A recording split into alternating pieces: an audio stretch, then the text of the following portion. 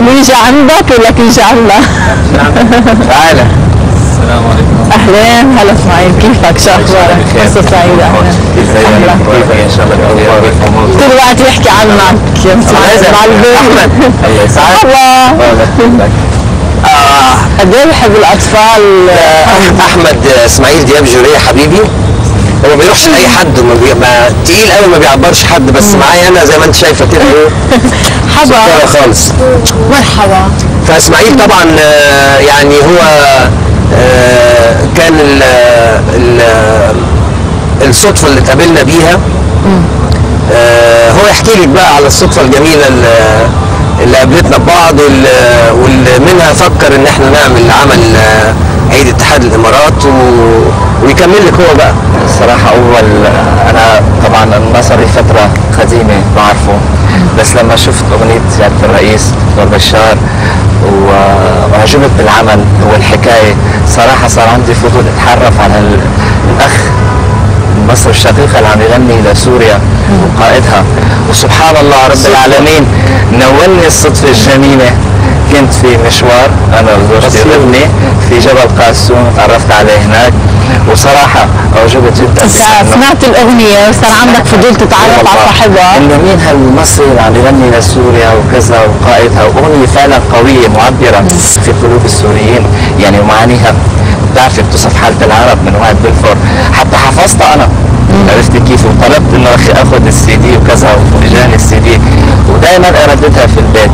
بقى سبحان الله رب العالمين الله كرمني والتقيت باخي حمدي سبحان الله ورب صدفه بمحض الصدفه، ومباشره حوار بيناتنا في جبل قاسون. قلت له انا من حبي اولا لبلدي سوريا وشعبنا وكذا، وانت غنيت لسوريا، سبقتنا انه نقدم عمل لبلدنا حبيب سوريا، طب تعال حتى نعمل عمل لدولتنا الثانيه وبلدنا الثاني الامارات اللي هي حضرتنا.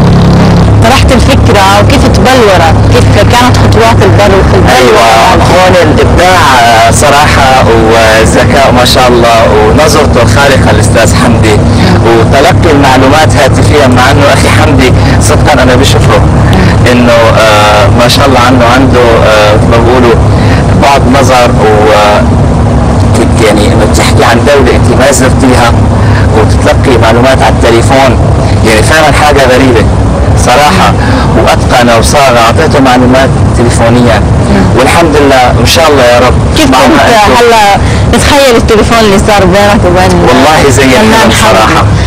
شو قلت له عن دبي لكتب كلمات؟ أول كلمة دبي دار الحي، وأنا بحبها كثير لدبي. تناولتوا كل الإمارات؟ إيه كل الشارقة دبي العين حتى مش إمارة تناولتوها؟ بيني مقطع لكل إمارة. بيني وبينك أنا لاحظت شغلة إنه معظم الناس بيعرفوا دبي وأبو ظبي، يعني لما أقول له أنا مثلا عندي مشاريع بالشارقة بسوريا بعجمان، ما حد بيقول لي وين هي؟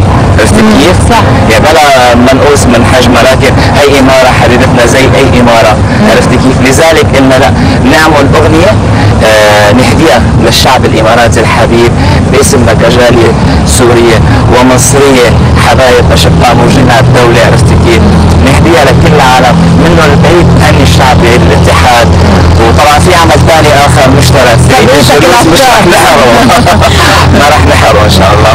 وأنا بحب له للأخ حمدي مو ضروري الشهرة صراحة، الضروري رسالة، لأنه فعلا هو رجل عم يؤدي رسالة، يعني موضوع الأغاني الوطنية حاجة فعلا رائعة يجب أنه يكافئ عليها. أستاذ إسماعيل أكيد بدورك وبدور أستاذ حمدي نوجه أكبر التحيات لهالبلد الحبيب اللي هو بلد معطاء، وبنفس الوقت كل البلاد العربية والأجنبية موجودة بهالبلد.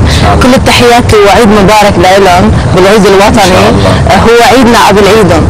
وشكرا كثير لك وعلى مبادرتك انت والاستاذ حمدي وعلى هالهديه الحلوه المقدمه من بلدين، من بلد سوريا ومصر.